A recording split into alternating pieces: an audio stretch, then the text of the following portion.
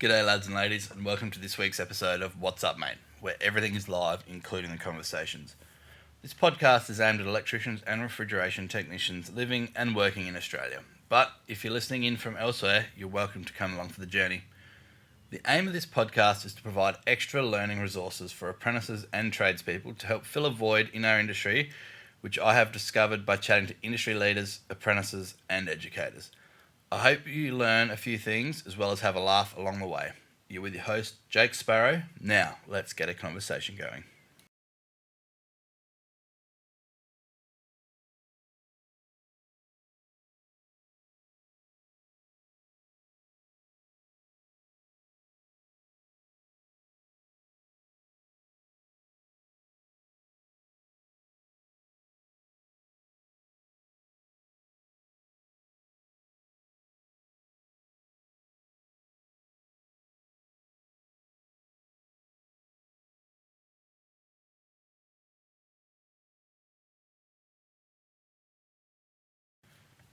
Hey everybody, Jake here.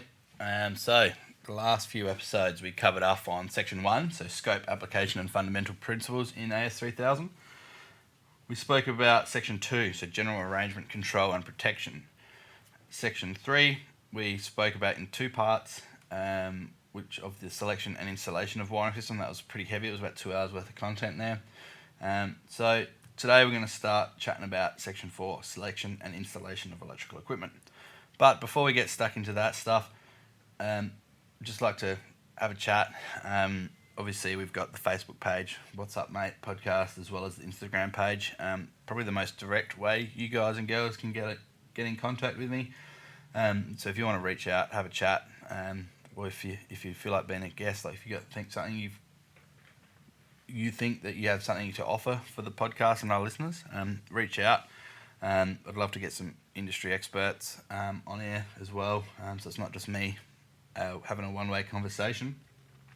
So yeah, reach out. So the best way to do that is obviously through our Facebook or our Instagram page at the moment.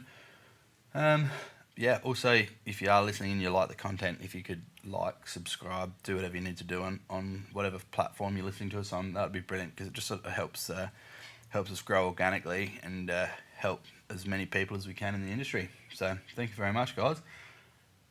This week, for myself, it was pretty well refrigeration breakdown all week. It's not even hot yet in Adelaide, but we're starting to see temperatures above sort of 25 degrees, and that's when we're starting to see systems that weren't maintained starting to fall over, which is kind of nice to be able to get the majority of them back up and running before the heat actually hits in, and stock's not getting warm quickly. So some cellars, multiple cellar units, holding in excess of $4 million worth of wine on Tuesday. Monday, I did some commercial kitchen equipment freezing stock. That was just some faulty evaporator fans. So sorted that all out. Wednesday, that was the day we did the cellar, and that was a long day doing some de-icing of some coils. Just set point set way too low, poor airflows, a heap of issues there, which we've rectified.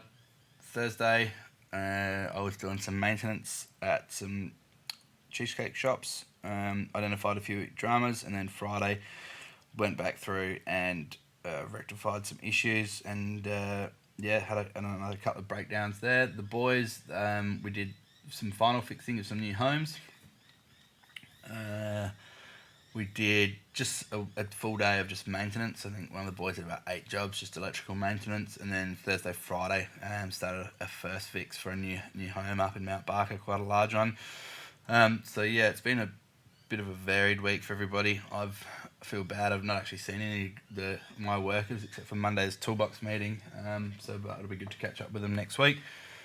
So yeah, let's get this podcast going. So we're going to move on to Section 4, Selection and Installation of Electrical Equipment.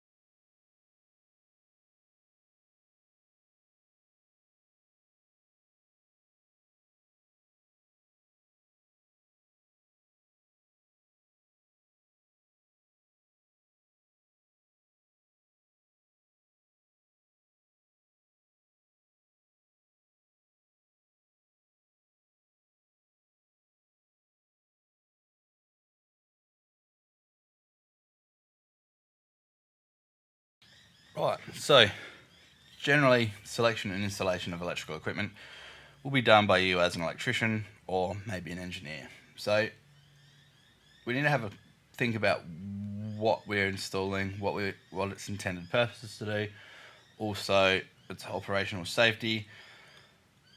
So we'll run through all this now. So 412, so we're looking at page 212 in AS NZS 3000 2018. This section basically specifies the minimum requirements for the selection and installation of electrical equipment, including appliances and accessories that shall be achieved to satisfy part 1 of this standard.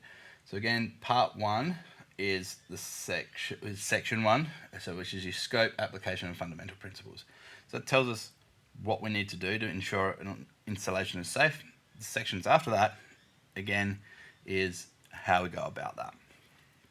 So we need to select electrical equipment to have the following features. So we need to enable the electrical equipment to function properly under external influences to which it is expected to be exposed, prevent any adverse effects that the electrical equipment might cause on the electrical installation, operate safely when properly assembled, installed and connected to supply, ensure there is no danger from electric shock, fire, high temperature or physical injury in the event of reasonably expected conditions of overload, abnormal operation, fault or external influences.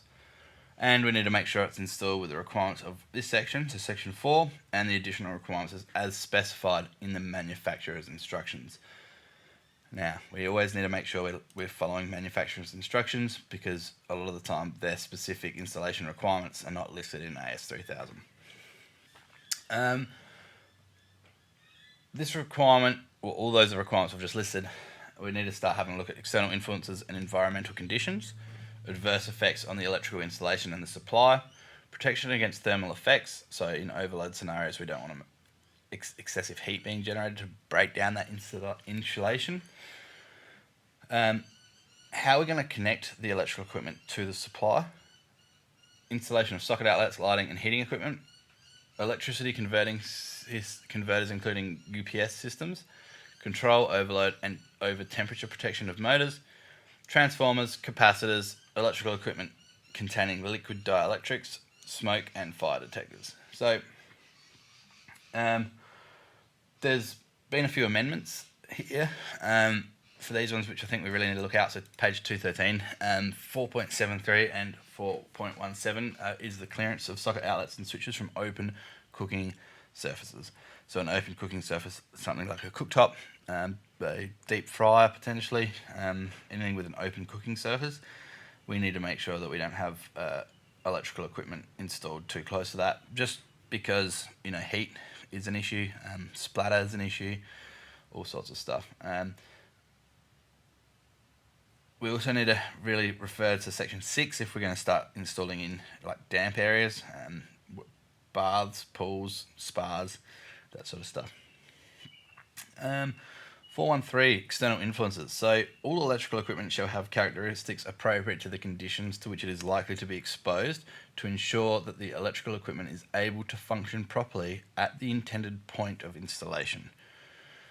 So suitable design and construction properties of the electrical equipment or additional means provided as part of the electrical installation that do not adversely affect the operation of the electrical equipment to effectively protect against the presence and extent of relevant environmental and other influences. So when we're talking about external influences, they've given us a bit of a list of things which it could include, but it's not limited to. So this is just not an all-inclusive list, I suppose. So we need to have a look at things such as mechanical damage, like whether somebody can kick it, a car can hit it, weather, so including not just rain, so snow, ice, sunlight, so UV radiation can degrade all of our electrical equipment if we don't select it correctly. We need to make sure we've got protection against water, so that includes splashing, spraying, submersion or high humidity. So cool rooms, things like that, like condensation forming within, not so much cool rooms but definitely freezer rooms, condensation forming within electrical equipment inside, or where the cable pathway runs through the cool room. We need to be very mindful of that. Fauna, so we need to look out for things like cattle, like livestock, horses, cats, dogs, anything like that. Geckos could be a good one, especially for like air conditioning installations, stuff like that. Geckos kill a lot of electronics in boards, especially up in Queensland. Excessive dampness, including wet areas and poorly sealed underground cellars. Corrosive fumes, liquids, or polluting substances. So, food industry is pretty big for that one. There's a lot of corrosive stuff within the food industry. Obviously, also a lot of industrial plant and things like that have got corrosive things that we need to worry about. So we need to have a think about those external influences. Galvanic action, so dissimilar metals, accumulation of dust or solid foreign bodies. We've actually spoken about this in section 3. Steam, oil, temperature, temperature including both high and low temperatures. Solar radiation, which we've already listed. Explosive atmospheres, which is often referred to as the hazardous areas. I've not done any hazardous area stuff, so I'm not going to pretend to know anything about that. Vibration and seismic activity. Now, vibration is a pretty common one in industrial scenarios, and we like to use those Wago connectors to sort of overcome that vibration issues, because they're a spring terminal, not a screw terminal, so the springs always maintains that downward pressure on your conductors, whereas a screw terminal with the vibrations can actually become loose. So just little things like that to think about. So we've got a few notes here, some amendments highlighted with the red asterisks. This is on page 214. So solar installs, mainly for the solar boys and girls out there. Obviously, we've got that new anti-condensation and water drains that you guys will install in your conduit work, but it still maintains an IP rating. And it says here specifically that drilling a drain hole in the bottom of the enclosure alone destroys the IP rating of the enclosure. So if you just bung in a water drain with like a 5mm drill bit or something like that, you've actually destroyed that IP rating. So don't do that. So we've got a few exemptions around the degree of protection being IP23 with regards to metering enclosures and overhead line connector boxes. I guess metering enclosures in South Australia is probably the only one that will affect us as electricians. In the eastern states, your overhead line connector boxes need to comply with AS 3124. In SA, we don't get to touch that sort of stuff, like SA Power Networks do that, but I know level 2 Sparkies over on the eastern seaboard, they certainly get to do that sort of stuff. So page 215 gives us a couple of images. So we've got figure 4.1, which will give us an area under an overhang requiring accessories to be a minimum of IP33. So it's a 30-degree angle from your corner of your eave back to the house. So anything that falls within that 30-degree line doesn't need to be IP rated. Anything underneath needs to be IP33 as a minimum. Obviously, that's just the way they figured that the worst case for the rain to be driven in. And then they give us a eave or veranda, same thing. So we've got a area under an overhang requiring accessories to be a minimum of IP33. So this gives you the front view. So if you're not sure of what rating the accessories you're installing need to be, if you're within that 30-degree line, you can just install anything with, it doesn't matter what IP rating you put in. If you put anything below that line, it needs to be greater than IP33. Well, sorry, IP33 and greater. So all electrical equipment shall be selected so that during normal operation, including switching, it will not cause harmful effects to other equipment. Factors that may need to be considered include the following: power factor, excessive voltage fluctuation, distortion of current waveforms, and electromagnetic emissions. We also need to protect against thermal effects. So The selection and installation of electrical equipment shall be such that the temperature characteristics of the electrical equipment, when properly installed and operated, do not adversely affect the electrical equipment, the electrical installation itself, or any other installation, whether electrical or not. So adequate ventilation shall be provided where necessary in order to maintain operating temperatures within the rated or specified limits of the affected equipment if heat is generated during normal operation. So for that, plant equipment, especially refrigeration plant rooms, you'll generally see exhaust fans, and these are either temperature operated or there's like CO2 monitoring, there's refrigerant monitoring, all sorts of things that will enable those fans to operate. So that's just one example of that. Prevention of fire hazard. Pretty obvious we don't want to start fires with anything. So electrical equipment shall not be installed in a position where it might cause a fire hazard. So for batteries, like a few of you guys might know, but I'm also a volunteer firefighter. Batteries are a big concern for the fireys, especially these cheap batteries that are being installed, well not installed, but bought by people for their little bikes, etc. You see Mercedes catching on fires, you see Tesla's catching on fire, so just really have a think about where you're installing these car chargers, I guess. At the end of the day, if the car catches a light and you haven't installed the car, but it might just be worthwhile even thinking about, hey, maybe let's put a thermal alarm or something like that within the garage or something like that if you're installing even a home battery, just to give that prior warning to your clients in the unfortunate event that perhaps their EV's caught a light or it's starting to smoulder, or getting thermal runaway when charging can be pretty scary.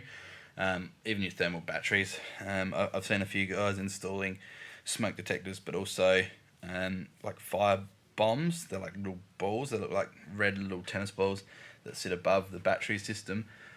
So in the event of a fire, that heats up and it basically drops powder all over that battery or that potential for fire. So have a bit of a think about that. Storage of flammable materials. You just need to make sure that if there's a likelihood that an area will be used to store flammable materials, measures shall be taken to prevent ignition of such materials by sparks or high temperature sources. Just check out clause 7.7 for that. Let's give you some requirements for the hazardous areas. Protection from high temperature. So high surface temperature where fixed electrical equipment could attain surface temperatures that would cause a fire hazard to adjacent materials. The electrical equipment shall be mounted on or within materials that will withstand such temperatures and are of low thermal conductance. So maybe you need to start mounting stuff to fibre cement sheeting. You need to have it screened from combustible building elements by materials that will withstand such temperatures and are of low thermal conductance, or mounted at a sufficient distance away from any material on which such temperatures could have deleterious thermal effects, any means of support being of low thermal conductance so as to allow safe dissipation of heat. High radiant temperatures causing a focus or concentration of heat, it shall be placed at a sufficient distance from any fixed object or building element so that the object or element in normal conditions cannot be subjected to a dangerous temperature. Some building materials can decompose if it's subjected to elevated temperatures for a long period of time. We don't want to do that. Tungsten filament lamps, ELV halogen lamps, radiant heaters, infrared lamps, ballast and transformers are examples of high temperature sources. So there's just a couple of examples. Restriction of heat dissipation from electrical equipment, e.g. by thermal insulation, can result in high temperatures in the electrical equipment itself. So that's why halogen downlights are such a big problem. Obviously they run at, I think, over 300 degrees Celsius is sort of the touch temperature of that. You get bulk thermal insulation on top of that. Obviously that heat can't dissipate and that heat just gets higher and higher and higher and higher. Becomes an issue, but also the transformers got quite warm and they'd actually have the old black big iron core transformers would actually overheat, shut off, they'd cool down, they'd turn back on. Just quite a thing to think of is basically any electrical equipment is going to have some form of heat dissipation, because the reason it's got that heat dissipation is because no electrical equipment is 100% efficient. So that's where that heat comes from, is that efficiency loss. So just have a really big think of that one, and when you're installing your electrical equipment, just make sure that heat can be dissipated. Right, so most electrical equipment, switches, relays, contactors, power points, etc., will emit arcs or sparks. So whenever arcs or sparks may be emitted by permanently connected electrical equipment, in normal service, the electrical equipment shall be totally enclosed in arc-resistant material, screened by arc-resistant material from building elements on which the arcs could have deleterious thermal effects, or mounted at sufficient distance from building elements on which the arcs or sparks could have deleterious thermal effects to allow safe extinction of the arcs or sparks. Deleterious basically means it's going to cause harm or damage. So we want to prevent any form of our equipment that we're installing to cause any harm or damage to building surfaces or buildings or people, etc. So electrical equipment enclosures need to withstand the highest temperature likely to be produced by the electrical equipment. Flammable or readily combustible materials shall not be used for the construction of enclosures. So that's why we can't use timber for meter panels anymore. That's why we're using that black bramite, however you want to say it. Why we can't mount on timber meter panels anymore for installation of electrical equipment if it's existing, because timbers are pretty good. It combusts very easily. It doesn't take a lot of heat to actually get dry timber to combust. Prevention of spread of fire is a pretty big one. Obviously, our equipment might cause a fire. We want it to be contained within the enclosure. So electrical equipment, including switches, socket outlets, and other accessories, shall be arranged to provide a separation of not less than 300 mm horizontally and 600 mm vertically from any opening or recess in the opposite side of a wall, ceiling, or floor that is required to be fire rated, e.g. a fire rated barrier. So firewalls in units, etc. So it's 300 mm horizontally and 600 mm vertically from any opening or recess in the opposite side of a wall, ceiling, or floor that is required to be fire rated. The openings made for electrical equipment installed in fire rated barriers shall not penetrate beyond 50% of the thickness of the barrier. Any gap between electrical equipment and fire rated barrier shall be sealed to the degree of the fire resistance prescribed for the barrier in accordance with the relevant provisions of the National Building Codes. So if we're running cables through a firewall, we need to make sure it's sealed up properly, as per the National Construction Code. Again, if you're not sure, the builder's going to have some pretty good information on that, and if you're the one sealing it back up, you want to be able to comply with their requirements. So protection against burns. So obviously we don't want people getting burnt touching our equipment. So any equipment within arm's reach. So arm's reach is defined in the definitions. So it's any equipment within arm's reach cannot be get a surface temperature in above that specified in table 4.1. So for example, a handheld means of operation, it's non-metallic, it can't get more than 65 degrees. If it's metallic though, and it's handheld, it can't get a temperature in excess of 55 degrees. Parts intended to be touched but not handheld, so metallic 70 degrees and non-metallic is 80 degrees.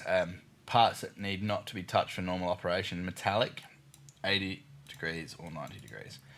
So obviously elements, things like that in ovens get a lot hotter than that, but they're generally behind a fixed barrier, and they're not intended to be touched. So just a little bit of a thing there, that if you've got any equipment that gets 55 degrees isn't very warm. I reckon some inverters on the sides of people's houses get higher than 55 degrees, to be honest, but again, it's not meant for handheld use, is it? So you can touch it, so they allow up to 70 degrees. So the connection of the electrical equipment. So electrical equipment may be connected to the installation wiring by one of the methods detailed in clause 432 to 435. So regardless of that, all cases, the point of connection to the installation wiring shall be as close as practicable to the electrical equipment, and the connection shall be effectively protected against mechanical damage or interference. So wiring within and forming part of an item of electrical equipment is considered to be equipment wiring. Such wiring shall be in accordance with the relevant product standard, or where no relevant product standard exists, AS NZS 3100. So we've got a couple of examples here. So direct connection. So that's when the installation wiring of the electrical installation shall be directly connected to terminals provided on the electrical equipment for this purpose. So for example, for that would be an oven, a hardwired oven, or a electric storage hot water service. We take our wiring from our fixed wiring straight to that equipment, via whether that's via an isolator or not. Obviously, hot water services will need an isolator. Technically, an oven does not require an isolator because it's not an open cooking service.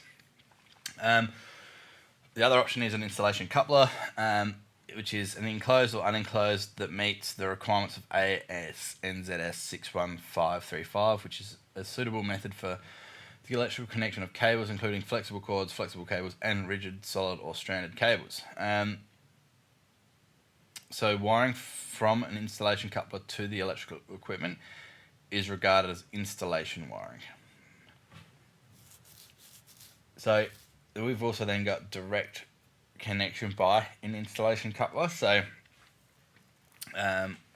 where the manufacturer of an item of electrical equipment provides supply terminals for the equipment at a plug designed for connection to an installation coupler, the wiring between the plug and the equipment is regarded as equipment wiring. So see figure 4.5 for that on page 220. So just some amendments to the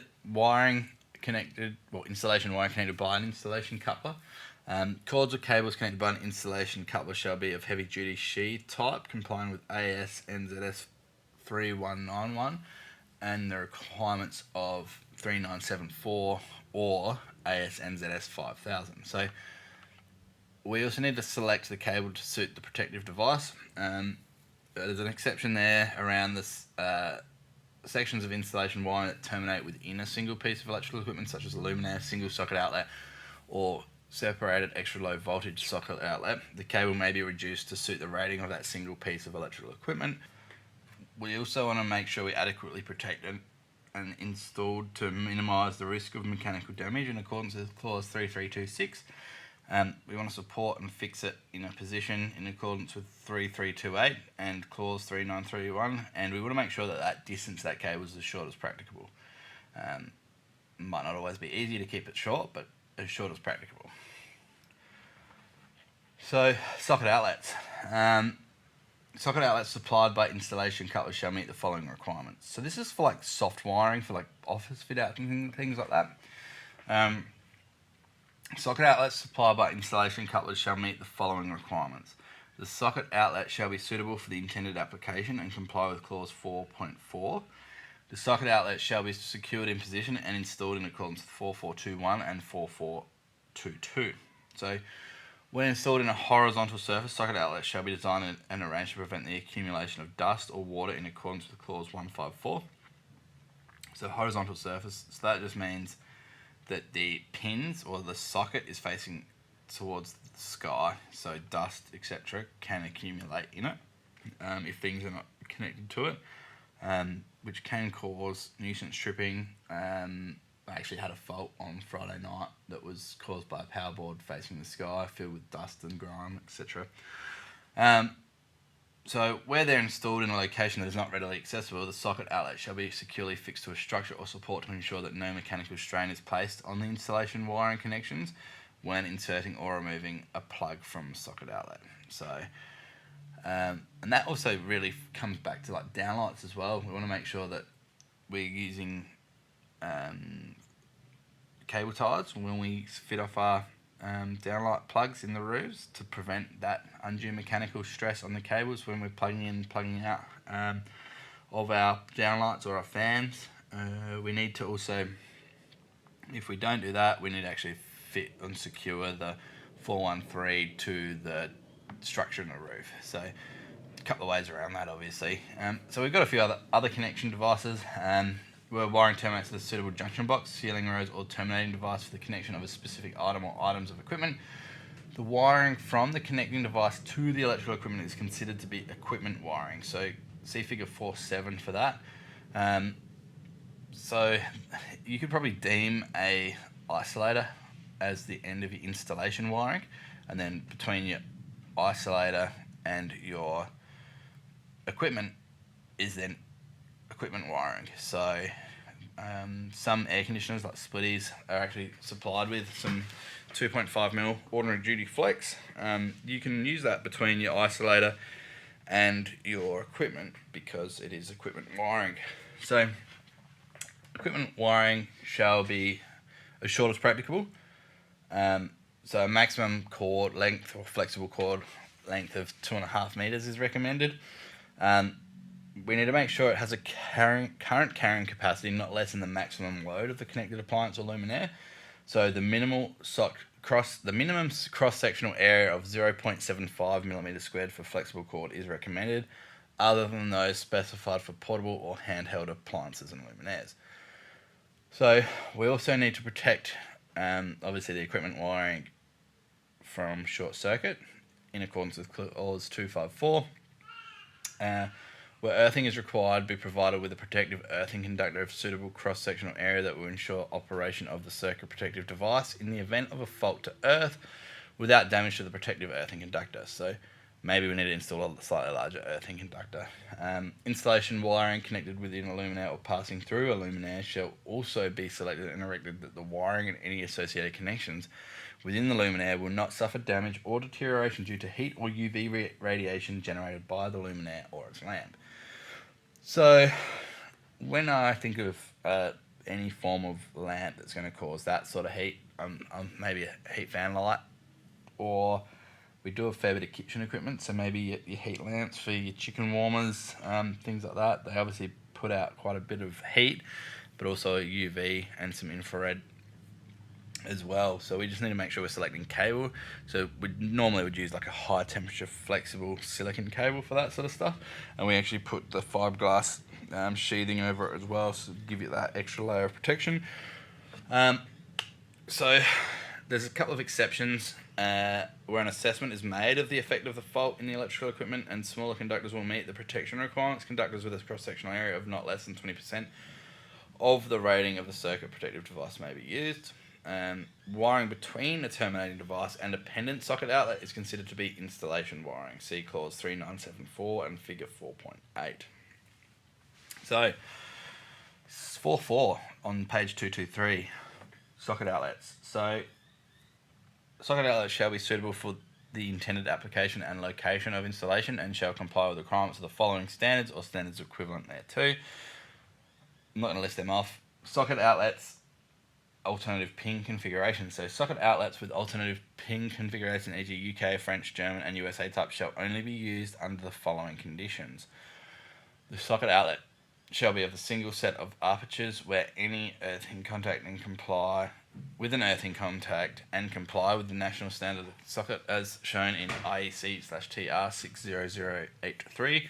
Single set of pin apertures of socket outlets that accept multiple pin configurations shall not be used. So exception for that is a shaver socket outlet complying with NZS 3194. So you'll see them a lot in hotels, etc., airports, where I don't know too many blokes that would carry a shaver with them these days. That's 240 volt rated, but basically you can plug in in those airports or wherever you can plug in a shaver to shave your beard, etc. The installation of the socket outlet shall comply with clause 444. The socket outlet shall be rated at the voltage of the electrical installation unless supplied at a lower voltage, in which case it may be rated at that lower voltage. So perhaps you have a step-down transformer somewhere in the installation to suit countries that use a lower voltage. Socket outlets with alternative pin configurations normally supplying a voltage less than that of the electrical installation shall be supplied at that lower voltage. Again, step-down transformer potentially. And we also need to make sure the socket outlets have been tested and equivalent requirements of the standard listed in clause 44111, items A, B, C, and D above. So, I've never installed another country's socket outlet. I've installed another country's ceiling fans and things like that years ago. Actually, as an apprentice, we supplied a large step-down transformer because they brought some ceiling fans back with them from the States. So you can do it, but you know, it's obviously a different frequency, Australia and the States. So just be mindful of that. A low voltage fixed socket outlet. This is an amendment. A low voltage switch socket outlet or its faceplate should not incorporate a connecting device for telecommunications, data, television, radio, or other similar wiring systems. Just a note there, USB charging socket outlets are on the faceplate are acceptable. So you might go into an older home, they might have a double power point with an extra position in it, and instead of having a switch in there, they might have a data mech or a like a free to air socket potentially, or a Foxtel socket. It's not permitted, so it never really has been, to be honest. Different systems where an ELV electrical installation and an electrical installation of greater than ELV are in the same premise. All socket outlets supplied at ELV shall have their voltage conspicuously marked and be of a form that will prevent insertion of an ELV plug into a socket outlet connected to a circuit of greater than extra low voltage. So different plugs, different sockets for different voltages, guys, if we're using different installation wiring. Socket outlets for electrical vehicle charging. Information for the installation and location of socket outlets for EV charging station is provided in Appendix P. Location. So each socket outlet shall be installed so that any plug intended to be used with the socket outlet can be conveniently inserted and withdrawn and not cause damage to any flexible cord or cable connecting to the plug. So you don't want to be forcing power points between fixed furniture, things like that, so people have to bend the conductors to plug it in there. And again, here it says socket outlet shall not be installed where the withdrawal of a plug from the socket outlet is restricted by a permanent fixture or fitting within the installation. Protection of socket outlets. So, socket outlets shall be installed so that they will not be subjected to undue mechanical stress or damage in normal service. In addition, the following also applies. So, where installed in a floor or other horizontal surface, socket outlets shall be designed or arranged to prevent the accumulation of dust or water therein. So, some examples are those benchtop power points. Some of them are horizontal. So, it just always freaks me out when you see them, especially in kitchens near a sink, that all it takes is a kid or somebody to spill that water. The water's going to go straight into those open socket outlets. So it needs to be designed to prevent the accumulation of dust or water. We need to also think if it's installed within 75 mil of a floor, socket outlet shall be installed so that any plug used with the socket outlet is withdrawn in the horizontal plane. Socket outlets that shall be installed, a plug is not likely to become loose or to malfunction because of gravity, vibration, or the weight of the flexible cord or cable. Where installed in a location that is not readily accessible for the connection of a fixed or stationary appliance or a luminaire, the socket outlet shall be securely fixed to a structure or support to ensure that no mechanical strain is placed on the installation wiring connections when inserting or removing a plug from the socket outlet. So we have a couple of exceptions to that. The socket outlet need not to be fixed in position where the installation meets the following conditions. So cable connections are not subject to undue mechanical stress on any connection in accordance with clause 3726. So this is where the cable ties on our downlight sockets, fan sockets are used. The wiring system where likely to be disturbed is supported in accordance with clause 3933. The wiring system where installed in a suspended ceiling is supported in accordance with 3932. The conductors are flexible or stranded type. So if you've got flexible or stranded conductors, you don't necessarily need to comply with D, but it's just good practice. So if you've got an older home with solid core, make sure that you're always screwing off those 413 sockets. Insulated unsheathed cables, including exposed cores where sheathing is removed, are enclosed in accordance with clause 310.1.1. We obviously can't have them in any sort of hazardous areas. We also need to be looking at taking extra care for installing those socket outlets in areas that are supposed to be fire resistant or fire rated, or even acoustic rated as well. Earthing contacts. Now this one's important. Every socket outlet shall be provided with an earthing contact. So whether that is a power point or a point in the roof or a fan or a downlight, you need to have an earthing contact there, and there has to be something connected to that earthing contact. So, switching device. Each socket outlet shall be individually controlled by a separate switch that complies with either AS NZS 3133 or 60669.1 or 60947.3, which operates in all active conductors. Switches controlling socket outlets shall comply with clause 4442 and 4443. A single switch may be used for the control of two socket outlets located immediately adjacent to each other. A socket outlet that is rated at not more than 10 amps installed for the connection of a fixed or stationary appliance or a luminaire, and that is not readily accessible for the purpose, need not be controlled by a switch. So downlights, like you've got one switch controlling multiple there. A socket outlet that is switched by insertion and withdrawal of the plug is deemed to meet the requirements of this clause. So the rating. So each switch that we've installed should have or shall have a current rating at its operating voltage not less than the current rating of the socket outlet it controls. So if you've got a 10 amp socket, the switch will be rated at 10 amps at a minimum. 15 amps socket, the switch should be rated at 15 amp minimum. Where a single switch is used to control two socket outlets, as permitted by exception 1 to clause 4441, the current rating of the switch shall not be less than the total current rating of the socket outlet. So let's say you got two 10s, that'll be 20 amps, or the current rating of the overcurrent protected device on the circuit, whichever is the lesser value. So let's say you've got two 10 amp sockets on a dedicated circuit. Let's say for example for some heaters, you've wired it in 2.5, it's on a 16 amp RCBO. Your switch needs to be rated at 16 amps or greater, because that is the lesser value. So I should never really be switching anything less than 16 amps or more than 16 amps. Sorry. Location and marking. So each switch or means of operating the switch for a socket outlet shall be as close as practicable to the socket outlet and marked to indicate the socket outlets or the connected electrical equipment that it controls. Marking is not required where the socket outlet control is obvious because of the location of the switch. Obvious is a pretty funny thing. Like there's some numpties out there, so yeah, what's obvious and what's not these days, it's hard to grasp, I guess. It needs to still be installed in a convenient and readily accessible location if it can't be directly adjacent, and it needs to be as close as practicable to the socket outlet.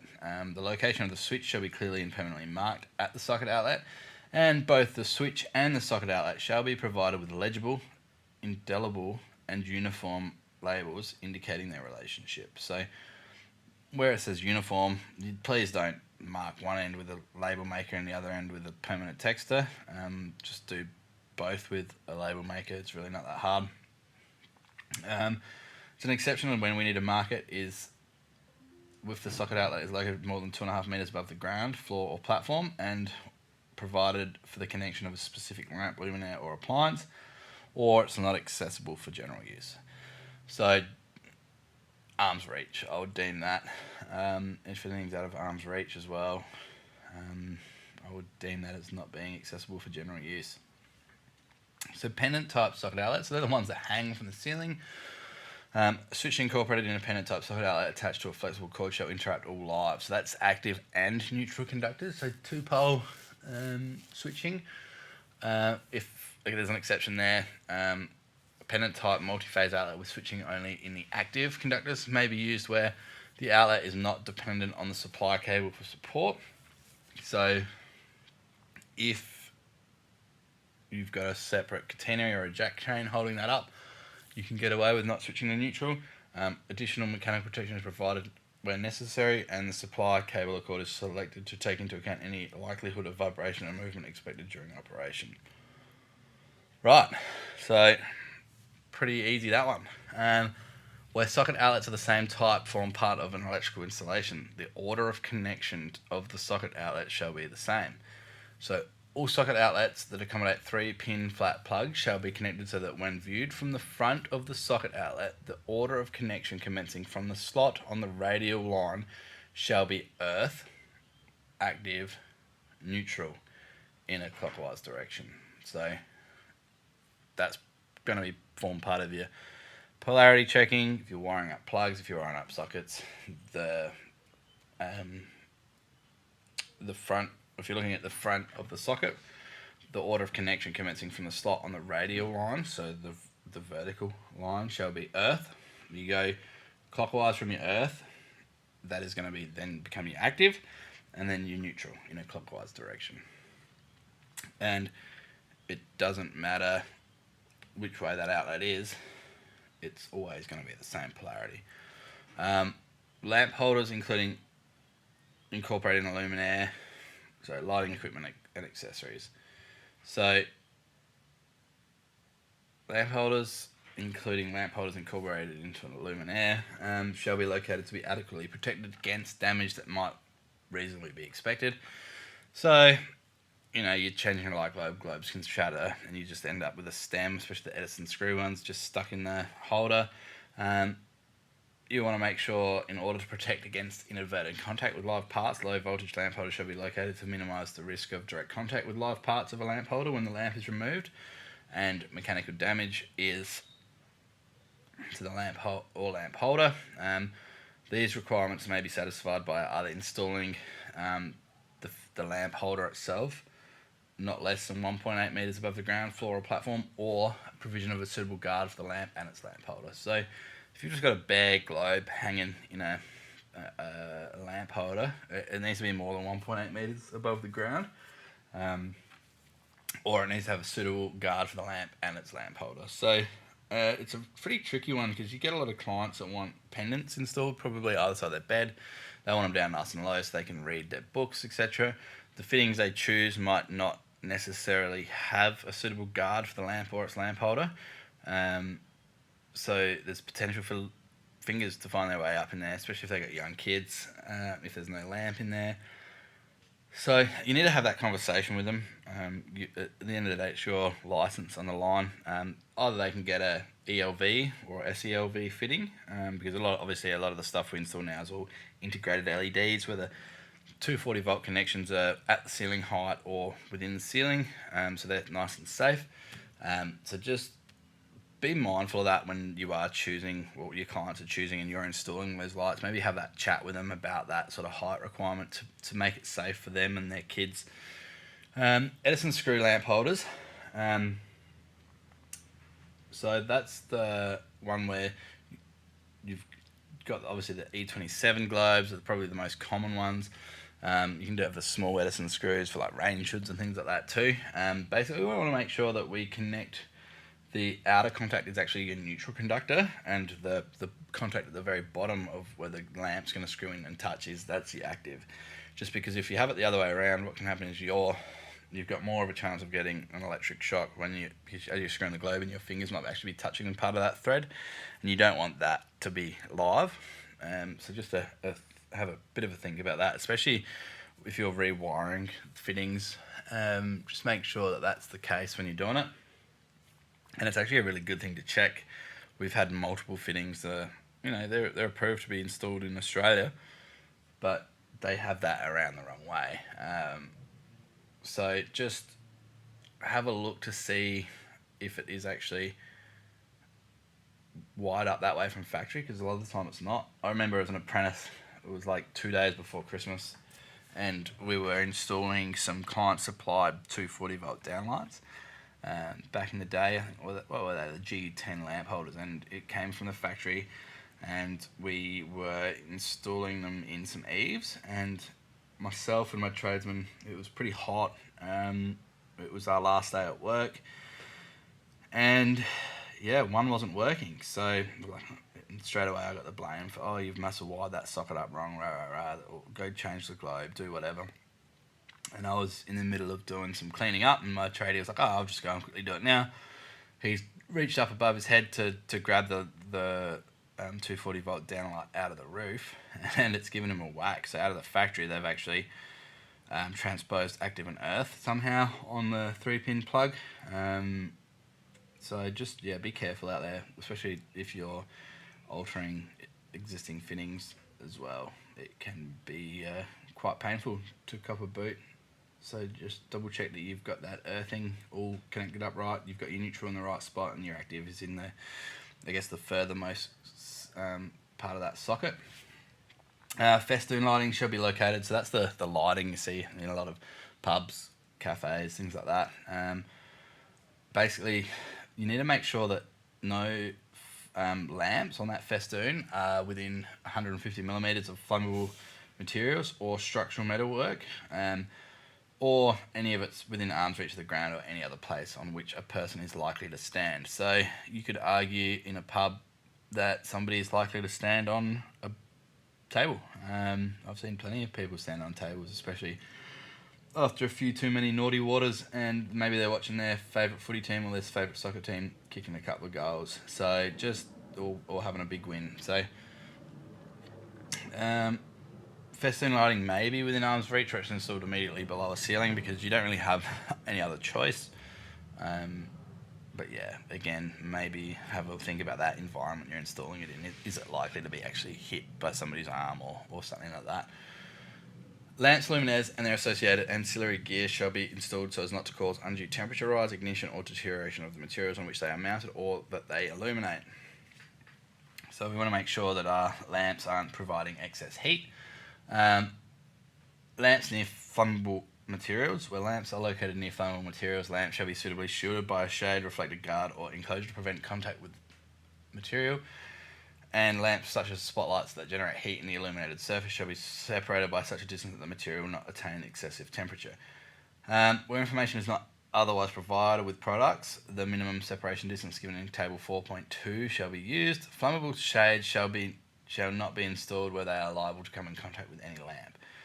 So the old shop lighters, so they're like a linear, some were 150 watt, like a linear halogen, some were 150 watt, some were 500 watt. They actually pumped out a heap of heat, and especially depending on the surface that they're installed on, like gyprock surfaces especially. We did a fair bit of shop maintenance, and the gyprock was charring around the edge of the lights, and you would take them out to replace them with an LED equivalent, and the gyprock would just crumble. So we need to be really careful about what we're installing and into what material. Obviously, gyprock is got paper either side of it to hold it all together as well, so that's quite a flammable thing. So we just need to be very mindful about that sort of thing. Also, there was a stage where the oyster lights, obviously now we've moved all to LED. Oyster lights, basically all integrated LEDs, but there was a period of time where oyster lights had linear halogens within them, and they relied on like a very thin silver reflector to dissipate that heat and sort of focus, I guess, all that heat energy back down to the area where you want to install it. And I've come across, see if I can find some photos from back when I was an apprentice. I reckon I'll have them on my Google Drive or something like that, where there was just a big char mark in the ceiling, and it had charred so much that all the gyprock had fallen down, and there was like a pathway up into the roof space. So just be really thoughtful out there, guys, about the sorts of lights and the long-term effect that excessive temperature rise is going to have on the building materials you're installing it on.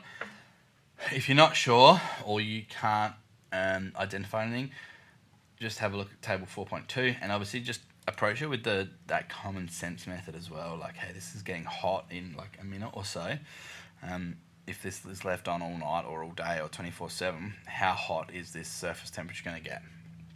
And will it become detrimental? If the answer is yes or maybe have a bit of a look for a different product or install that fitting a bit further away. So we've got now obviously our new downlights, recessed luminaires are generally ICF rated, which is brilliant because we don't have to worry so much about how the proximity of that fitting is to combustible building materials such as timber, like for downlights, especially for like timber supports in the roof, thermal insulation, or also actually flammable building materials where we're mounting it. So ICF has really made life easy when it comes to that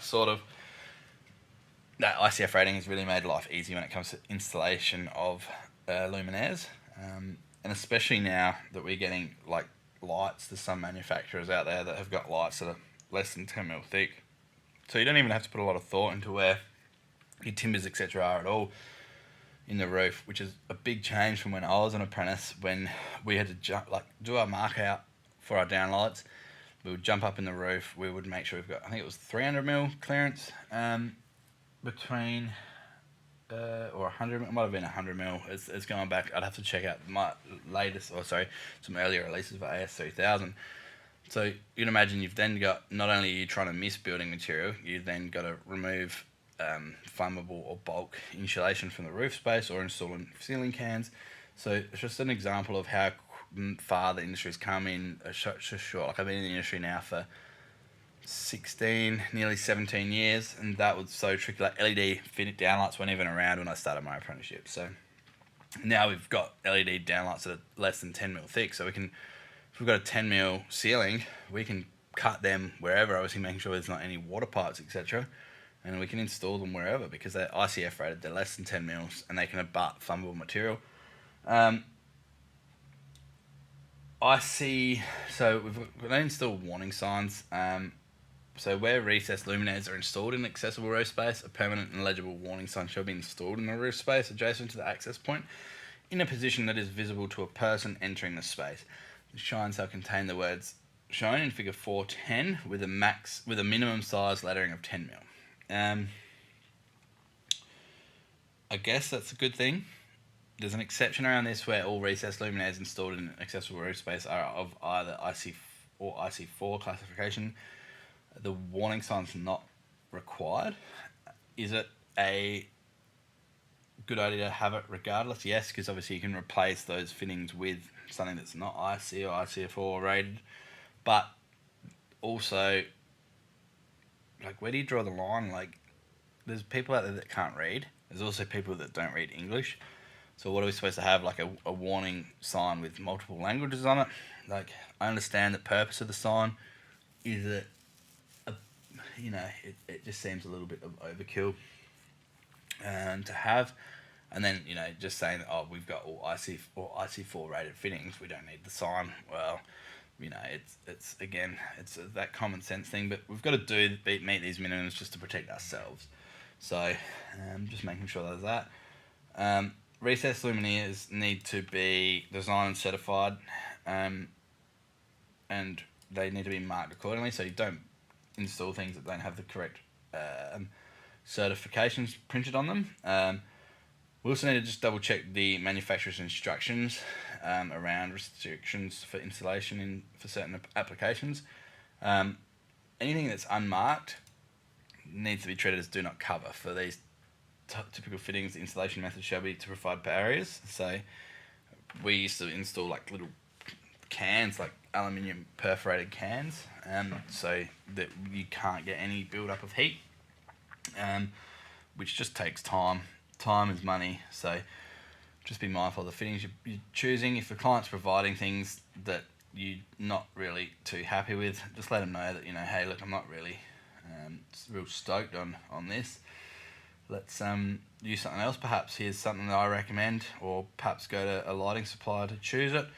I'm not going to run through all the IC ratings of the fittings that we've got because it's just all listed in tables. I would recommend certainly having a look at those tables yourselves. That's table 4.3 starting on page 238 in NZS 3000. Have a read of that. You'll learn a fair bit out of them. So suspended ceilings, so like a lot of commercial buildings have suspended ceilings. Some domestic have suspended ceilings as well. We need to make sure that the ceiling panel or the lighting that we install in ceiling panels don't present any mechanical loading that exceeds the capacity of the ceiling panel. Obviously, we don't want to overload that ceiling system. We also need to make sure we don't install lighting that operates at temperatures that would cause deformation, discoloration, or other forms of deterioration of the ceiling panel. So some panels might require extra supports as per their own installation manuals. So just refer to any of the manufacturer's information for limitations on particular ceiling systems, or have a chat to the ceiling contractors that are there. They should be able to tell you. Whether or not they will or not is another story. Smoke alarms. So obviously national building codes and state legislation differs state to state around smoke alarms, including the location number required and the interconnection for alarm purposes.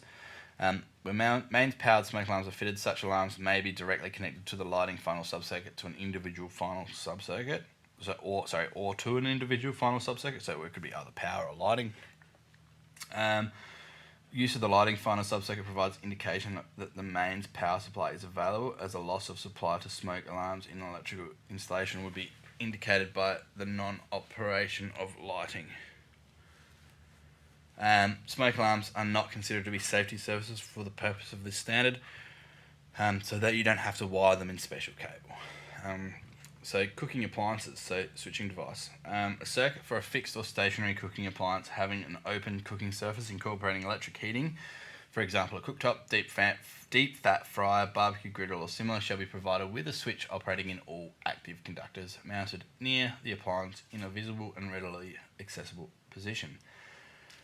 This requirement does not need to apply to enclosed cooking appliances such as built-in ovens and microwave ovens.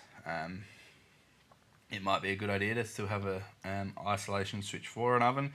You might have toddlers running around at home, and you don't want them accidentally mashing buttons and turning ovens and things like that on. So it could be a good idea to have it, but minimum standard is you don't need it.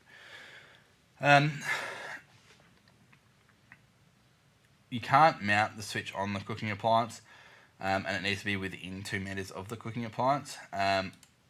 Also, you can't have it in a position where you have to reach across the open cooking surface to operate it. The idea is that if something's on fire or in that cooking surface, on a pot or something like that, you can turn it off. So there's an exception where an electric cooking surface is installed in a public park or other open area to prevent damage by vandalism. The switch may be installed under a lockable cover that is located so that it is able to be operated as required for servicing and maintenance purpose of the cooking service. Because there's people out there that just like to ruin things just for the fun of it.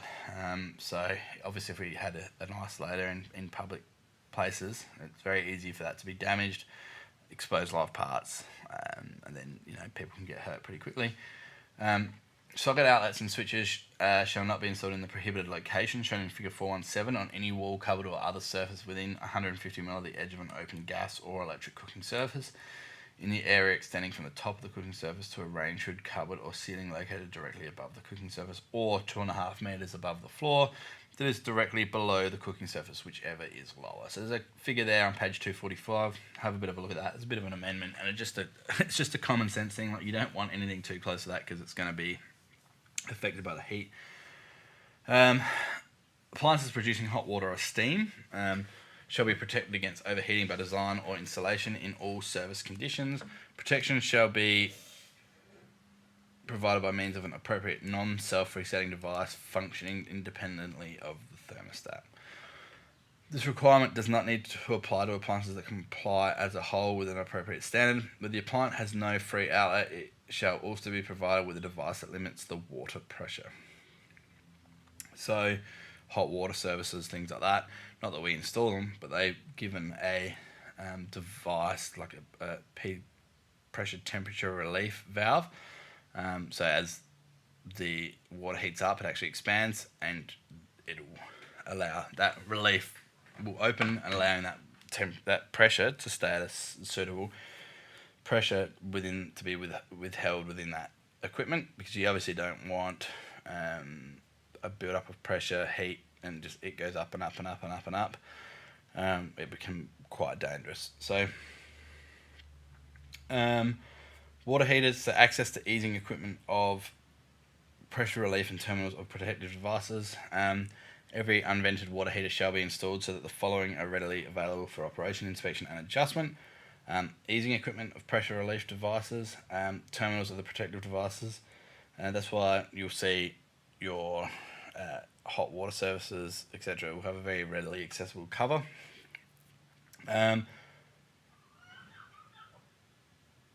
Every hot water heater that is fixed wide shall be provided with an independent isolating switch lockable in accordance with clause 2322.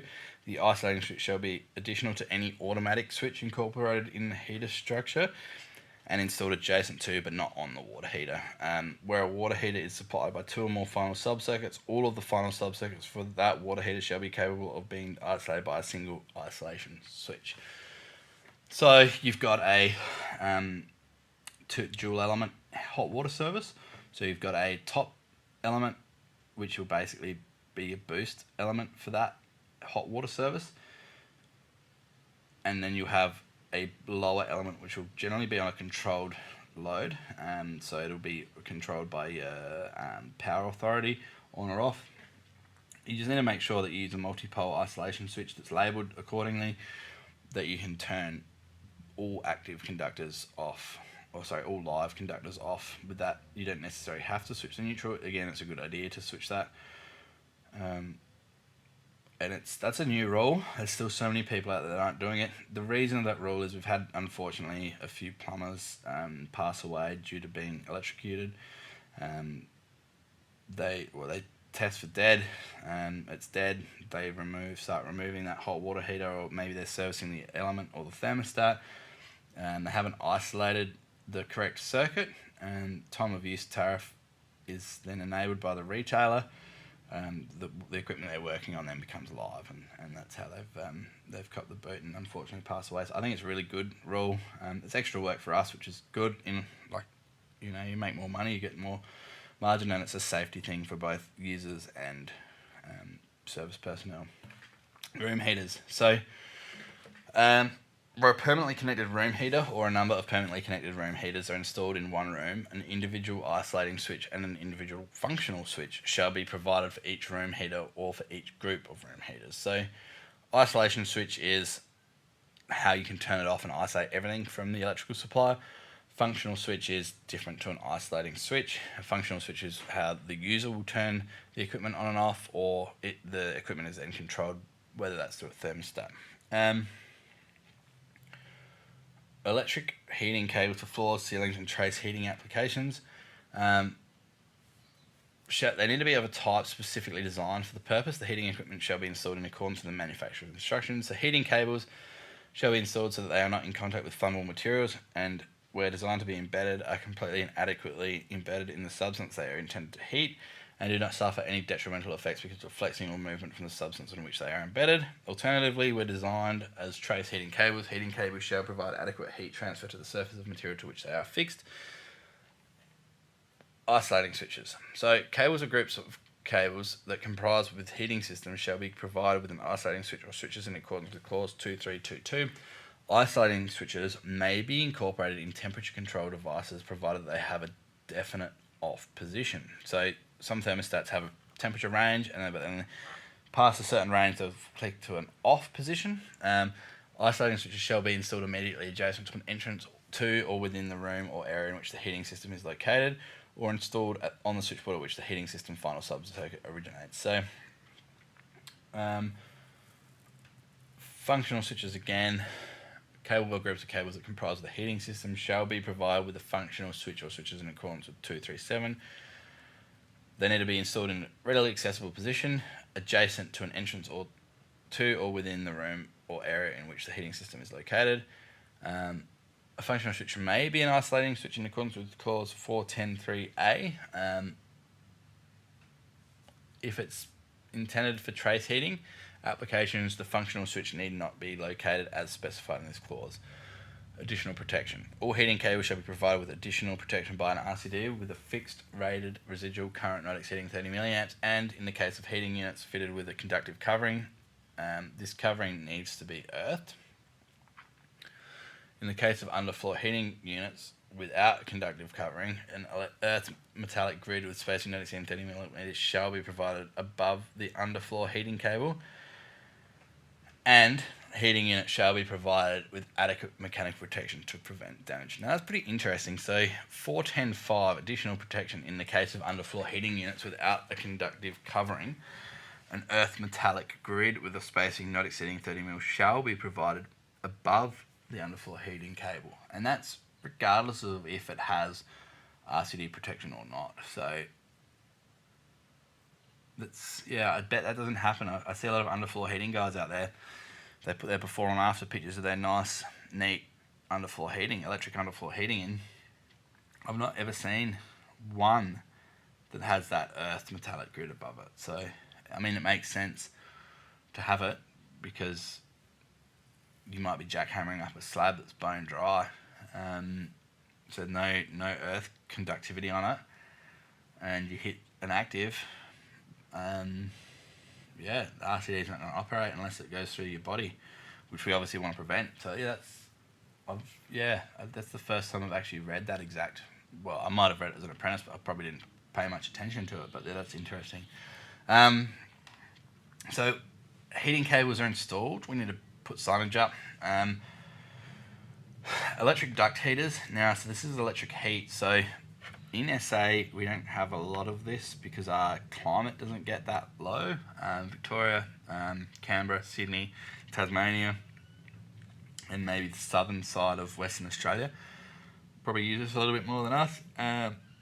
But basically, that's where your reverse cycle ducted's not keeping up because your outdoor ambient is so low. You have a set of resistive heaters in your ductwork, which will turn on and off. There's some few standards around that, so it doesn't actually fall within AS 3000. It falls under AS NZS 16681. The safety requirements for that are in 3102, and there's also regulatory requirements around how we can switch them because they are such a high load. Electricity converters. For the purpose of this clause, an electricity converter includes both static and dynamic equipment designed to stabilise the supply voltage or to change the voltage or frequency of an electricity supply, or to maintain a continuous electrical supply for a limited period of time when the primary source of electricity supply is interrupted. So that would be a UPS, which basically is uninterruptible power system. So semiconductor power converters and inverters, voltage stabilizers, motor generator sets, or rotary converters. So transformers and engine-driven generating sets that comply with AS NZS 3010 shall not be considered as electricity converters. Requirements for alternative, standby, and standalone systems are set out in clause 7.3. So we'll get to that in another couple of weeks. Selection and installation of UPS systems. 60 is part of AS NZS 62040. Semiconductor power converters AS 60146. For batteries AS 3011, and for rotating electrical machines AS 60034. Control. When electrical installation or part thereof is supplied through an electricity converter, the converted supply shall be controlled by an isolating switch or switches at the output of the converter or at the switchboard to which the output is connected. So that's why you'll have a solar AC feed main switch. Well, it'll be labelled as a main switch, but it'll just be a circuit protection device, like a circuit breaker. Electricity converters may be arranged to supply energy upstream of the point of connection to the installation, subject to any additional conditions required by the electricity distributor. Provision shall be made to ensure that all necessary connections for protection in the installation remain intact when supply is available from the output of the electricity converter. We don't do a lot of solar. Like I've got my solar, so my not my standalone, but just my Grid Connect design and install ticket, as well as my battery ticket. I don't use it. We give our solar and battery work to somebody else, just because it's such a fast-moving industry. If you don't do it all day, every day, you can be left behind pretty quick. Firm believer of aces in their places. So yeah, we just try and stay away from that. Isolation. Each electricity converter shall be provided with an independent isolating switch in accordance with 2322. So it needs to have a means of securing a device in the isolated position that requires a deliberate action to engage or disengage it. So you can't just accidentally bump it and it turn on. Overcurrent protection, electricity converter protection, basically needs to be provided with overcurrent protection. It's no different to being supplied from the grid. We still need to have overcurrent protection. There's an exception that if the overcurrent protection devices shall not be provided if the unexpected interruption of the supply could cause a greater danger than overcurrent. The overcurrent protection devices need to be located as close as practicable to the output terminals of the electricity converter, so that the unprotected interconnecting conductors are as short as practicable and in no case exceed 15 metres in length. Unprotected interconnecting conductors shall be completely enclosed by metal or other material that is not flammable. So it's a pretty interesting one. Again, it probably doesn't really, for domestic sparkies that aren't doing battery, solar, etc., it probably doesn't really affect us too much. Industrial guys that have got standby generators and things like that, commercial, hospitals, things like that, it definitely does apply to them. So circuit protection. Again, every submain or final subcircuit outgoing from an electricity converter shall be individually protected in accordance with Clause 2.5, and shall also include additional protection where required by Clause 2.6. RCDs. So, the possible waveform of a fault current to earth can affect operation of RCDs and should be taken into account for the selection of the type of RCD. So, where an electrical or electricity converter includes an inverter, the RCD shall be of a type suitable for the waveform of the particular inverter and in accordance with the inverter manufacturer's recommendations. You need to make sure that obviously it trips when it's intended, but you also want to make sure it doesn't trip when it's not intended to, so it's a good one to make sure you got that. And that's why we've had that big change in the approvals of what RCBAs were allowed to use, because of the uptake of solar and DC batteries in being installed within homes and premises. Electricity, the neutral continuity. Electricity converters, particularly static converters such as UPS, shall be arranged to ensure that the continuity of the neutral conductor to the load is not interrupted during bypass or maintenance switching. Electrical equipment connected to the output. All electrical equipment connected to the output side of an electricity converter shall be suitable for the voltage, current and frequency of the output of the unit. So just make sure that you've got the right frequency, the right voltage, and the current's going to be suitable for that equipment you're plugging in. Motors. So we want to protect against injury from mechanical movement. So we don't want people coming into contact with a rotating mechanical equipment attached to the motors. You want to make sure that we have a switching device capable of performing all of the following functions. So starting and stopping the motor, emergency stopping, and isolating the motor for mechanical maintenance in accordance with Clause 236. So wherever a number of motors are required to function as a group or operate in a coordinated manner, for example, a split system air conditioning unit, a single switching device may be used to control more than one motor. Refrigeration is a pretty good one for this one. We don't want to isolate just the indoor fans on a refrigeration system, because we can actually damage the compressor outside by liquid slugging, because we're not getting that evaporative effect happening within the coil with the refrigerant. So if we're going to maintain that equipment, we need to isolate all of the equipment. So it's a good example. A split system air conditioner, a lot of people think it's like a wall split. Split system is basically anything where you've got an outdoor unit and an indoor unit. That is a split system. So just think of it like that and you should be good. A switch suitable for disconnection of supply in accordance with item C need not be provided for motors that are connected by a plug-in socket outlet, so like a rainwater tank pump. They're incorporated in an appliance having no exposed moving parts. Again, rainwater pump, pool pump, hot water heat pump, because sometimes they're just plugged in with a plug-in socket, or rated at not greater than 150 VA. So exhaust fan above your shower, probably less than 150 VA. Range hood fan motor. For domestic, probably less than 150 VA, so we don't need that switching device. Rating of switches. So the isolating switch shall have a rating of not less than the full load current of the motor when installed directly in the motor supply circuit, or the control circuit current when installed in the motor starter circuit. Any switch operating directly in the motor supply circuit should be capable of safely interrupting the locked rotor or stall current of the motor. So in the absence of any specific information supplied by the manufacturer, the locked rotor or stall current shall be taken as 8 times the full load current for AC motors, or 4 times the full load current for DC motors. So we've got quite a... We need to make sure that under fault conditions, like let's say we've got a seized compressor, we're going to draw a lot of current.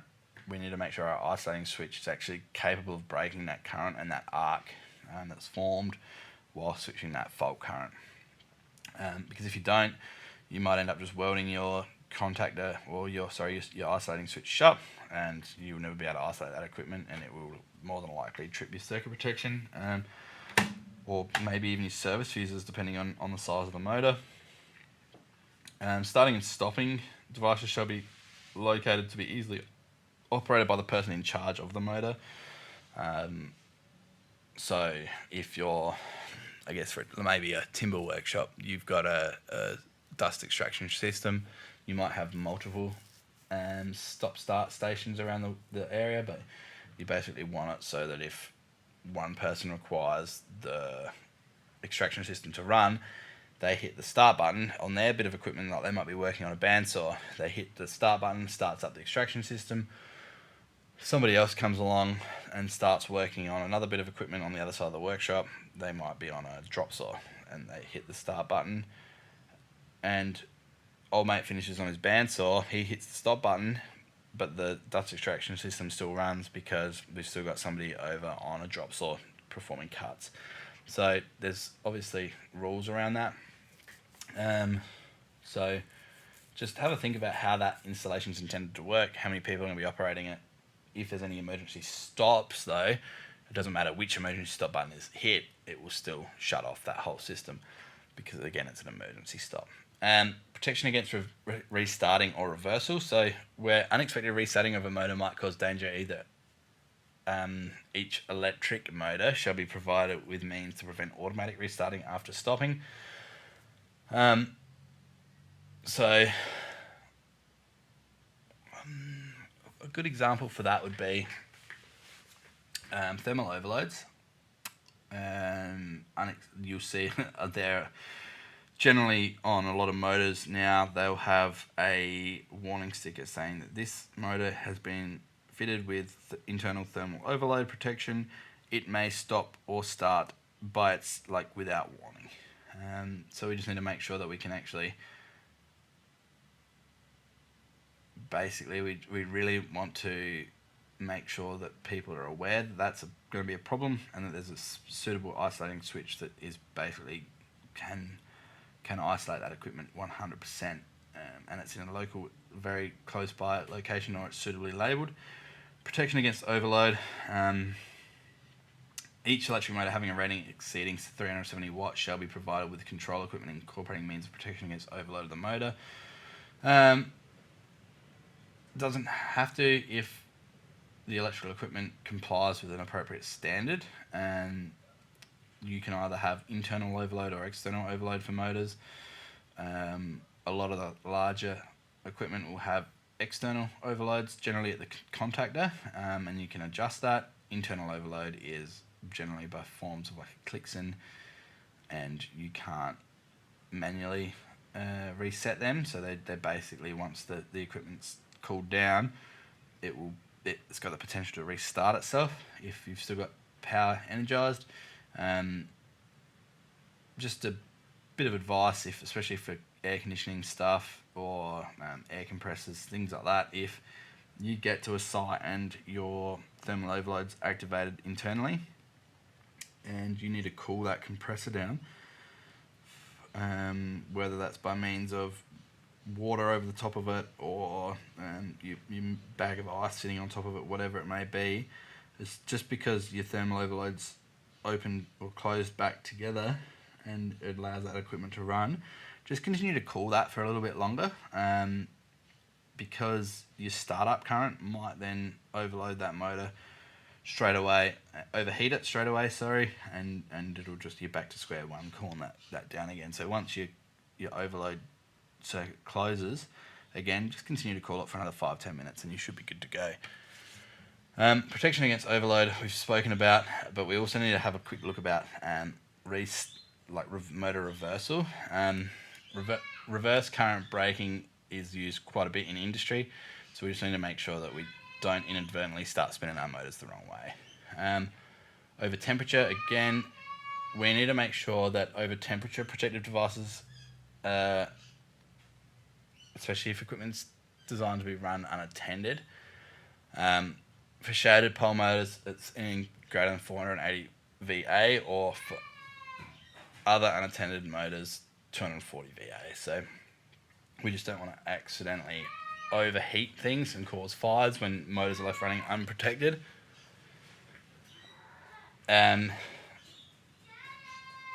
Protection prohibited. So over temperature protection shall not be provided in either of the following circumstances.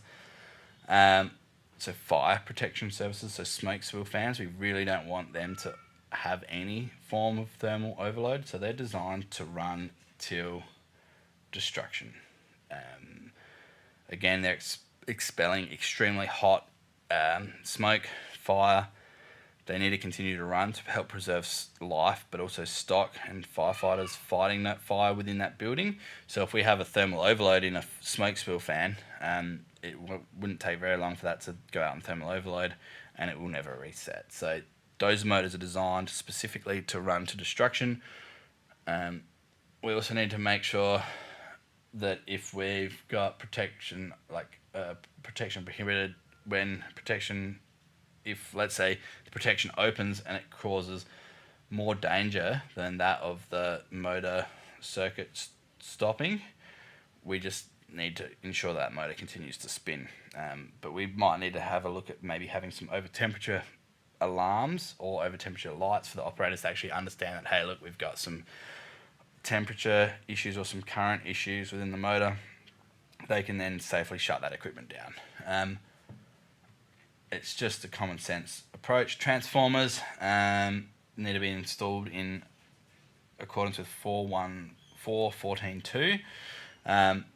The following transformers need not comply with the clause: an instrument transformer, an ELV transformer, a luminous discharge tube transformer, or a transformer incorporated in a motor starter or similar electrical equipment.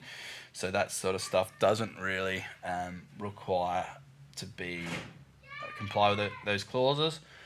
Secondary circuit, so the wiring electrical equipment connected to the secondary winding of a transformer shall comply with the requirements of the standard for extra low or high voltage as appropriate to the normal secondary voltage. So, control and protection. The conductors connected to the secondary windings of a transformer shall be considered as sub-main or final sub-circuit conductors as appropriate. So if you've got a transformer supplying then a little subboard, it then becomes a sub-main and you need to protect it appropriately. If it's supplying one final sub-circuit, you need to protect that appropriately as well. But you also need to install the cabling linking that equipment as per whether it's a final sub-circuit or a sub-main. Low voltage transformer supply, so you've got an isolating transformer, which basically has no reference to earth. You'll see that a lot in pool lighting equipment. You've got auto transformers, step-up transformers, where a step-up transformer basically We might have 240 volt in, we might be stepping it up to 260 volt to run specific equipment. I'm not a guru with transformers or motors in any way, shape or form, but yeah, it's a bit of an interesting thing. Capacitors need to be installed in accordance with clause 4152 and 4153. Electrical equipment and wiring for connection to capacitors shall be suitable for the highest voltages, currents and temperatures that are likely to occur. Adequate means shall be provided to ensure the dissipation of heat from the electrical equipment. So, capacitors, a lot of people are like, oh, 440 volts, or that's what my capacitor creates. No, it's not. It's actually the back EMF that capacitor can hold, can withstand from your motor. Capacitors don't boost the voltage in any way. They allow current to flow. They're pretty interesting. I'll actually do a video on how a capacitor works. Actually, it's a good one. There's a lot of misconception around that, how a capacitor works. So, discharge and control of capacitors, so power factor correction and stuff, need to be provided with a discharge path. You need to be able to, the voltage between capacitor terminals shall not be more than 50 volts after the capacitor has been disconnected from the supply for the following period as applicable. If the capacitor is rated up in including 650 volt, 1 minute. If it's above 650 volts, 5 minutes. You also need to make sure that the capacitors are completely discharged before working on equipment. There's lots of different ways to do it. The safest way to do it is with a bleed resistor. Some capacitors can be connected in parallel with individual appliances. They've got a few requirements, such as the capacitor shall be connected so that the windings of the appliance form a permanent discharge path for the capacitor, and no switch or fuse shall be inserted between the capacitor and the appliance. The requirements of items A and B need not apply where the capacitor incorporates a permanently connected discharge device. So you'll see on a lot of start caps, there's a permanently connected resistor across the terminals, and that is your permanently connected discharge path. Capacitors not connected in parallel with individual appliances. So capacitors not connected in parallel with an individual appliance shall comply with the following requirements. The capacitor shall be controlled by a circuit breaker fitted with an overcurrent release.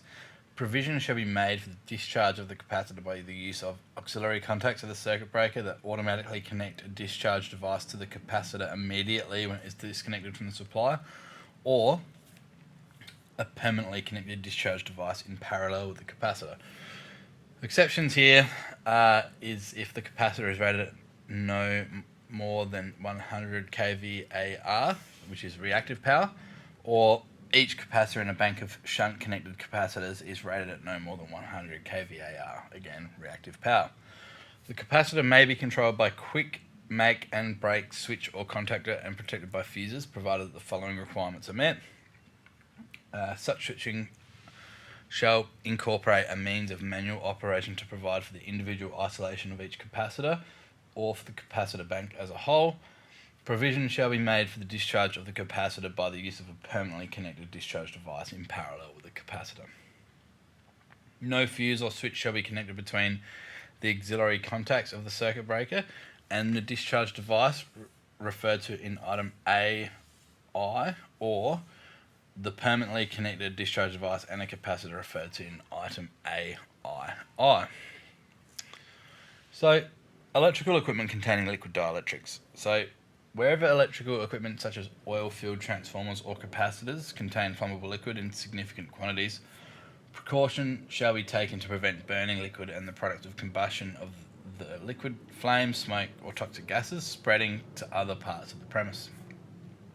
So, liquid dielectrics having a flash point not exceeding 250 degrees Celsius. Where electrical equipment is filled with a liquid dielectric having flash point not exceeding 250 degrees Celsius and has a total liquid capacity exceeding 50 litres in any unit or group of adjacent units, precautions shall be taken to prevent the spread of fire. Such precautions may include the provision of enclosures consisting of fire-resisting dikes, bunds, curbed areas, basins, trenches filled with coarse crushed stone, or where necessary, trapped drains. So this might be if you've got your own transformers on site. I've not actually ever dealt with any of these liquid dielectrics in transformers or anything like that. But you actually see if you're driving down the road, most transformers, or a lot of transformers, will have it looks like a 2-inch ball valve on the bottom of them. So you can remove the oil and replace if required. Batteries. So batteries will be pretty well disregarded in AS3000. It just mentions here to reference AS3011.1 and AS3011.2. Gas appliances and equipment. A gas appliance connected to the electricity supply shall be provided with a means of electrical isolation that is adjacent to the appliance location and is accessible with the appliance in the installed position.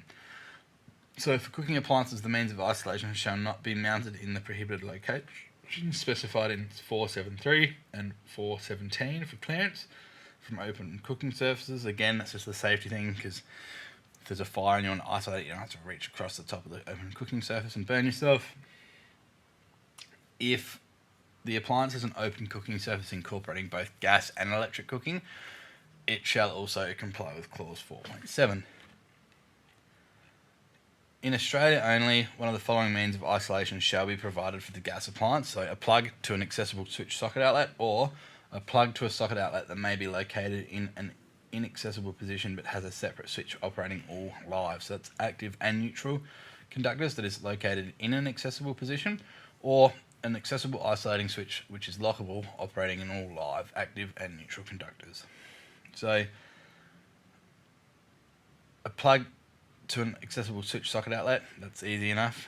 A plug to a socket outlet that may be located in an inaccessible position but has a separate switch operating in all live and active neutral conductors that is located in an accessible position. So if you have a gas cooktop, you need to ensure that there is a double pole isolating switch that operates the power point that it is plugged into if that power point is not readily accessible. So a readily accessible outlet, in my opinion, is in a cupboard adjacent, that you don't need a tool to remove shelving to then access that power point. If you can't supply an accessible socket outlet, you need to have a switch that you can turn the active and neutral off for that particular socket outlet. So a lot of electricians don't really understand that rule. It can trip you up, especially if you get some of these fancy homes with nice neat splashbacks, or you're first fixing a stone cottage or something like that, like part of a reno. If you forget to put it in, it'll be a bit tricky to sort it out if you don't have an accessible point to isolate it. And some plumbers will actually pull you up on that pretty quickly. They will refuse to connect it until you fix it. So gas cylinders containing heavier than air gases outdoors. We need to be pretty mindful of sources of ignition. Obviously, we don't want, if there's the event of a gas or the gas vents and creates a flammable atmosphere, we don't want any form of ignition source adjacent to that. So electrical equipment that is a source of ignition, such as socket outlets, switches, luminaires, switchboards, meter boxes and air conditioners, shall not be installed within the hazardous areas shown in figure 4.18 by dimensions A and B. Dimensions A and B are shown in figure 4.18 for both exchange and in situ filled gas cylinders. Approved combined gas and electrical meter enclosures are exempted from these requirements. So if you've got an approved meter board that is electric and gas, like one on top of the other, generally it'll be electrical on top, gas beneath, it's deemed to comply. Hot particles and surfaces, again, refer to clause 7.7 and also NZS 60079.14 for exclusion zones in hazardous areas.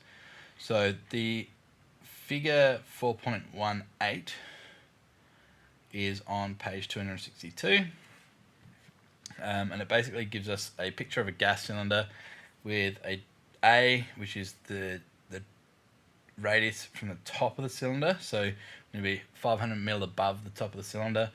A is a dimension for the top of the cone, and then B is the dimension for at the bottom of the cylinder, will give us your bottom radius for the bottom of the cone. There's a difference between an exchange cylinder and an in-situ fill cylinder. So just make sure you can determine the differences between the two. Exchange cylinders will basically be where a truck comes up, fills your cylinder for your own home use. An in-situ fill cylinder is you've got like a large cylinder that you then fill other people's smaller cylinders. So like maybe at your local car wash or your hardware store where they fill your own cylinders. That's the difference between the two. So the in-situ fuel cylinders has a larger exclusion zone because it's presumed that you will have gas leakage most of the time while you're filling other people's cylinders, especially if you overfill them. Gas relief vent terminal, so natural gas, LPG gas or biogas.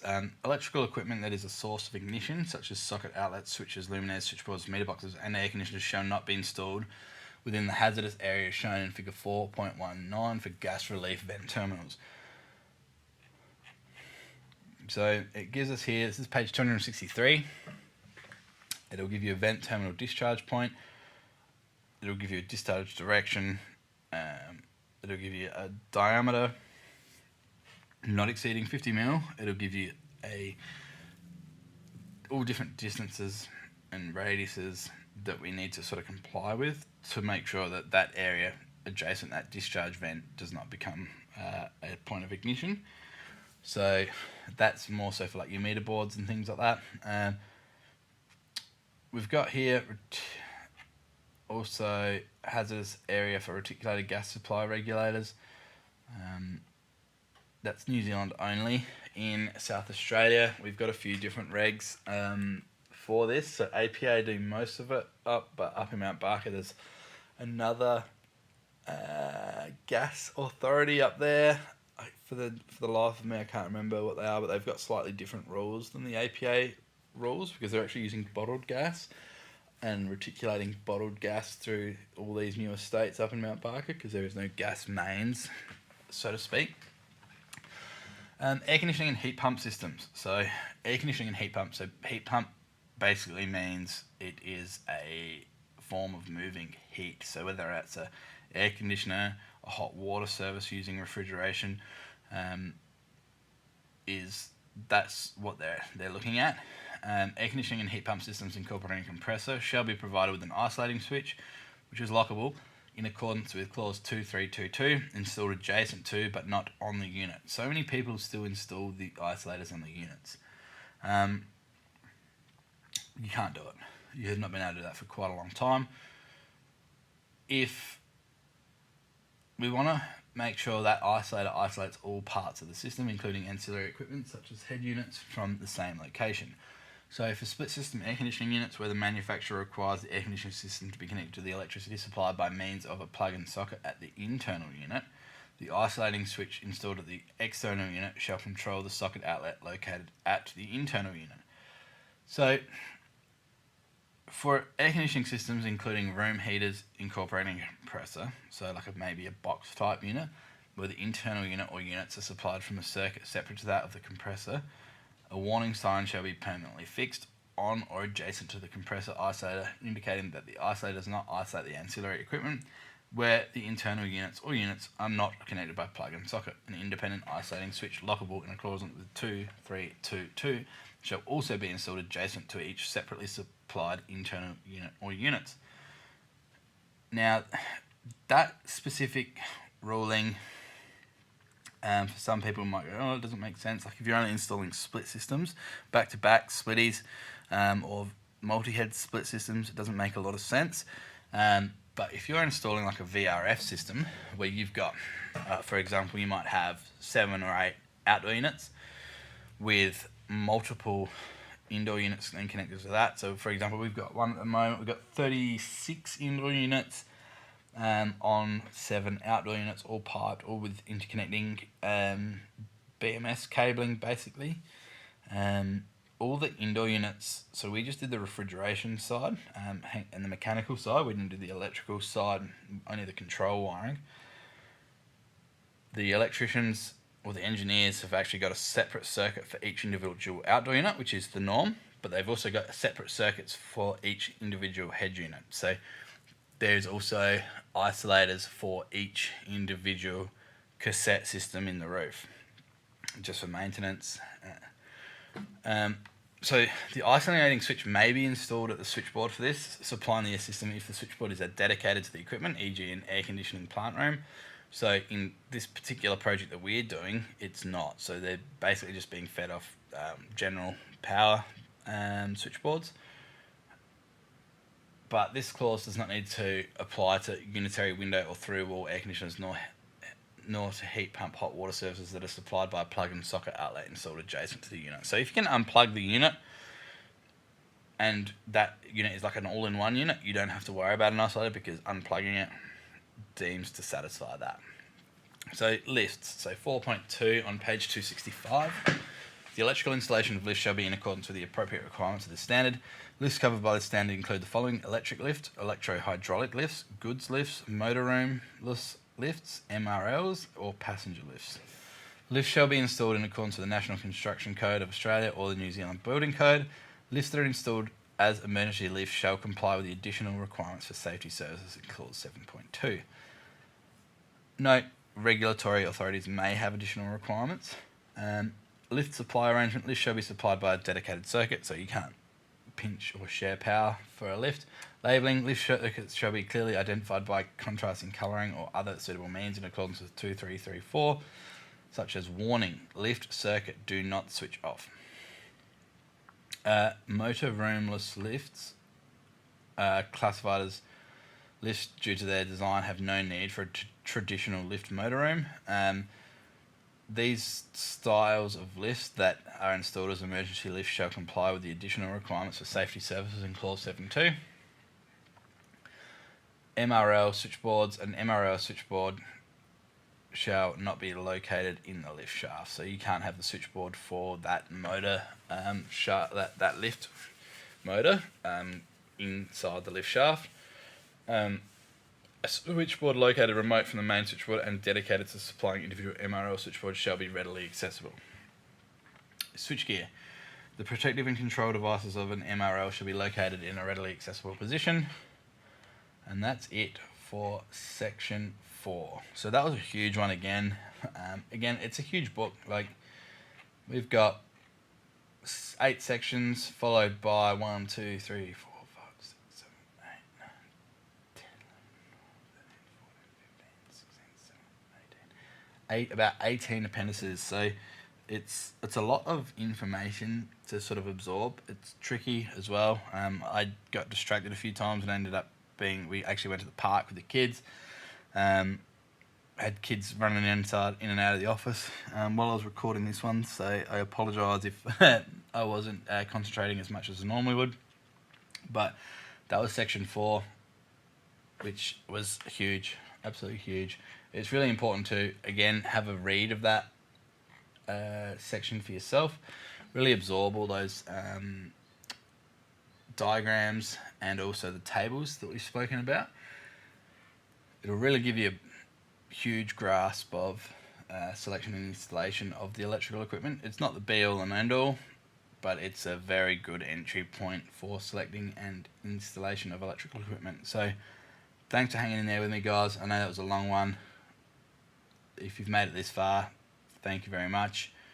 Please, if you could share this podcast with your colleagues at work, your mates at trade school, or anybody that you know might be looking to get into the electrical industry, it would certainly help me out. Like, I do this in my own time. I don't get any money for these podcasts. It would be nice, but I don't.